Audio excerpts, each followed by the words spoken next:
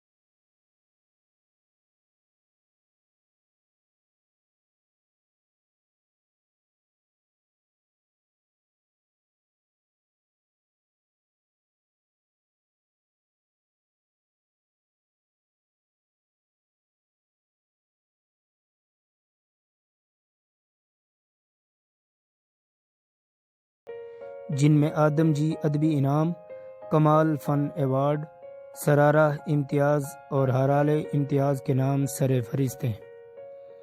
ہلال امتیاز کا اعزاز انہوں نے جنرل پرویز مشرف کی پالیسیوں سے اختلاف کی وجہ سے واپس کر دیا تھا۔ انہیں جامعہ کراچی نے پی ایچ ڈی کی اعزازی ڈگری بھی عطا کی تھی۔ دل گرفتہ ہی سہی بزم سجائی جائے، یاد جانا سے کوئی شام نہ خالی جائے۔ احمد فراز 25 اگست 2008 کو اسلام آباد میں وفات پا گئے تھے۔ وہ اسلام آباد کے مرکزی قبرستان میں اسودہ خاک ہیں۔ مثال دست زلیخا تپاک چاہتا ہے، یہ دل بھی دامن یوسف ہے چاک چاہتا ہے۔ اور فراز کا شعر ہے کہ یہ عمر گریزاں کہیں ٹھہرے تو یہ جانوں، ہر سانس میں مجھ کو یہی لگتا ہے کہ تم ہو۔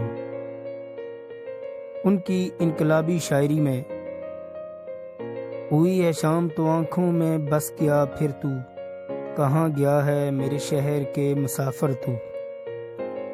آج کل ہندوستان میں جو مظاہرے ہو رہے ہیں اس میں بھی احمد فراز کی انقلابی شاعری طلباء بڑے ذوق و شوق سے پڑھ رہے ہیں، جس سے یہ ثابت ہوتا ہے کہ احمد فراز نہ صرف پاکستان بلکہ پورے بر صغیر کے طلباء و طالبات میں مقبول تھے۔ ان کی شاعری آج بھی دلوں کو چھو لیتی ہے۔